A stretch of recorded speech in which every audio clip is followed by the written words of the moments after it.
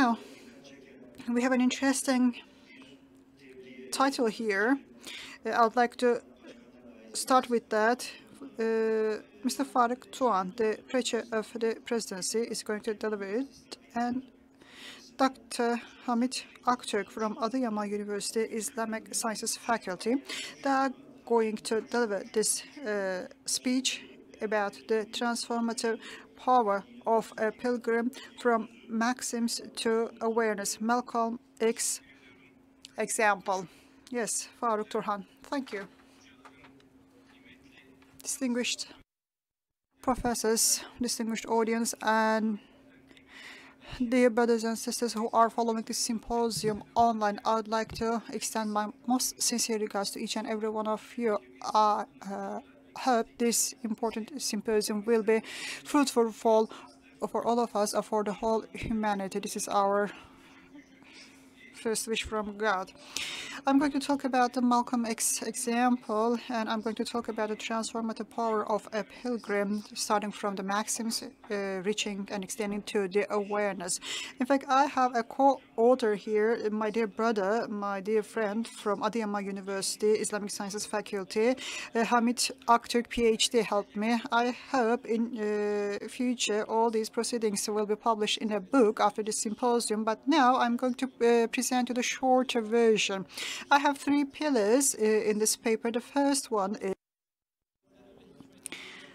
in the framework of the blessings and purposes of Ibadah. What is the place of Hajj?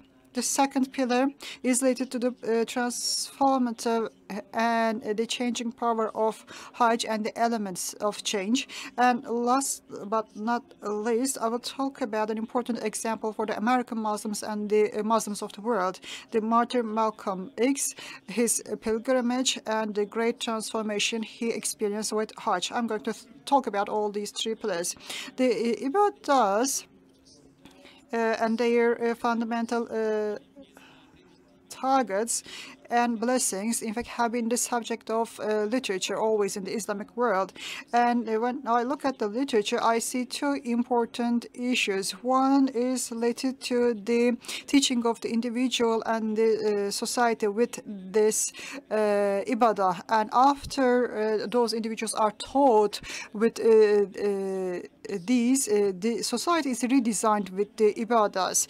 And the ibadahs, in fact, regulate the religious life, the ties between the individual and the religion are in fact made by these ibadahs. They are important instruments. These are important supporting points. But the ibadahs feed the beliefs and faith, and they make the life meaningful. The meaningful life, in fact, creates new motives for the individual, and then comes a circle, a cycle, and there is more impetus for the individual to become an ideal individual. With the help of the ibadahs, in fact, a person can bond to the God, the Creator. In fact, the individual goes beyond practicing a set of requirements during ibadah, but with integration, with feelings, with prayers. In fact, the individual defines his position in front of God. So all these elements, in fact, are called the definition of ibadah. The religion's sociology, religious society considers ibadah in its own context. But in that broader context, each type of ibadah has its own access. In the life of a Muslim, the beginning point is the belief, and then it is externalized with morality. It's complemented by salat, and with zakat, it is socialized. This is a process of divine learning and teaching. You know, the social and universal limits are pushed by this transformation. Imam Ghazali, in fact, touches upon that aspect of pilgrimage in its famous work, Ihya. He says that Hajj is a very important ibadah, and it is mostly the last type of ibadah practiced by an individual, and there are many blessings and benefits that are obtained from this kind of ibadah. Before we go into the descriptions in the fiqh about the Hajj, I would like to talk about the main distinctions of Hajj ibadah. Hajj ibadah is both physical and material. That is why it is differentiated from other types of ibadah. For the performance of this obligation, certain time and space are needed. It is individual, it is social, it is universal, and also it is external. Also, it includes certain signs, symbols, maxims, and it has a certain awareness. It means it has a certain social and political element as well. It's an important transformative element, and it includes many opportunities of change internally. And during performance of this type of ibadah, you tolerate the external factors, you keep patiently, and also you control your internal desires and wishes. You learn how to control. We also know about the multidisciplinary approach to Hajj. For taqwa purposes, the Hajj is done. It is also paraphysical, and there are many other aspects in this multi-aspect approach.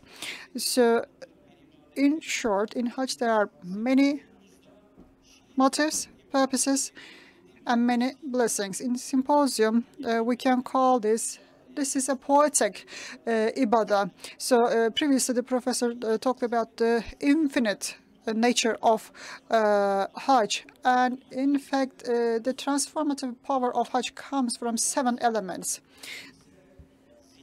Hajj ibadah is physical, mental, individual, social, and it requires a preparatory phase.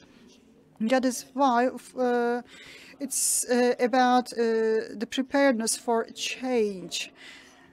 Compared to other ibadahs, the duration is longer in Hajj, and it offers another chance for transformation. So the pilgrim has the chance of making some internal queries, and also it can observe itself externally. It can wear different lenses to look at itself, and people with the same willingness come together. They enjoy some common enthusiasm and excitement, and then this creates some more motivation for change and transformation. External factors are either zeroed or minimized in the Hajj environment, and you can disconnect yourself mentally from the rest of the world, and you can go into your cocoon. The 5th element is related to the commonality of this ibadah. You create some links between yesterday, today, and future. And also this is about universal Islamic brotherhood and the awareness of this brotherhood. Among all Muslims, links are created by this kind of ibadah. 6, the historical memories and incidents are experienced, and spaces, locations also create some influence, and it reminds the pilgrim of the reason of existence. And lastly, some timely profoundness and belongingness are created. In fact, it is happening because of the symbols, and some vertical and horizontal ties are created between the Muslims and between the Muslims and the time. Just to save some time, I'd like to talk about the 3rd pillar of my paper, Malcom X. An excited heart looking for water. On the 19th of August 1925, he was born of a Baptist father. Malcolm Liddell was his original name. In his society, racism, discrimination were represented in many forms and ways. He experienced all these. And his father was exiled from his town. Their house was burnt down. His black brothers were killed, and all these, in fact, darkened the world of Malcolm X. That globe was totally black for him. So Malcolm X was in a search. However, because of his silent and calm nature, all his experiences also created a desire for enlightenment in his conscience. Sometimes in the streets of Harlem, he was in a turmoil, dealing with drugs and crimes, etc. And then he was introduced to the prison life. And at that time in America, there was Elijah Muhammad. And in fact, non-genuine interpretation of Islam, and that partially, however, enlightened the life of Malcolm X. And then Malcolm X just went onto the streets and tried to reach out to people. So he was trying to raise awareness with his brothers who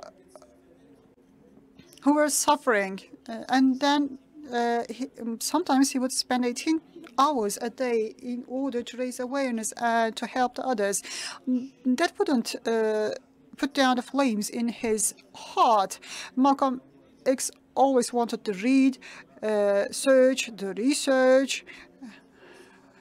Also, he detected some gaps and deficiencies in his community. In his personal life, he observed some wrongs and errors, and he started doing some internal settlements. Then he decided to go on pilgrimage, and he borrowed some money from his elder sister, who was a real estate broker. And in fact, he would start from Egypt. He would visit many locations, and then he would enter the territory of Jeddah, the Holy Lands. Personally, I believe that Dr. Abdurrahman Azam's son, who sent letters from the United States, and also the appreciation and admiration he got from the other people were really encouraging for Malcolm X. And King Faisal also hosted him and gave welcome to him. And these were all important opportunities for Malcolm X. The experiences of Malcolm X enjoying the same dinner table with the white brothers showed him that Islam was colorblind. So Islam was not interested in the colors of people, and it was all about experience. And he internalized all these things. And Malcolm X started writing letters to his brothers in America. People of all colors would eat with him around the same table, just like all brothers, and they would all coexist. And ethnocentric, black-oriented understanding of Malcolm X would change into an Islamic nation understanding. And Malcolm X experienced the Hajj metaphorically, just like the butterfly in a cocoon. So Malcolm X first went into the cocoon, and after the cocoon, he also changed his name, Shabazz, after the Hajj. That was the transformation, and bodily he grew the bird, and he changed his perspective, and then he started living his life as a butterfly. You know the shortness of the life of a butterfly, and this transformation created some butterfly effect. And then Malcolm X revived a universal Islamic understanding. in the United States. That is the butterfly effect that was triggered by Malcom X. After the pilgrimage, he had limited years in his life, so that was the top of his life. That awareness of universal Islamic brotherhood reminds us an important aspect of Hajj, the universal aspect of Hajj. I would like to thank you for your patience. Hope the God will give us many other opportunities to us to provide good services institutionally. And I congratulate you on Friday. Thank you. Thank you, Professor. Vaizimiz Faruk Turhan Hoca'ya. Thank you very much, Faruk Duran, presidential preacher. And he's also, I would like to also thank the lecturer Hamit Aktürk from Adıyaman University.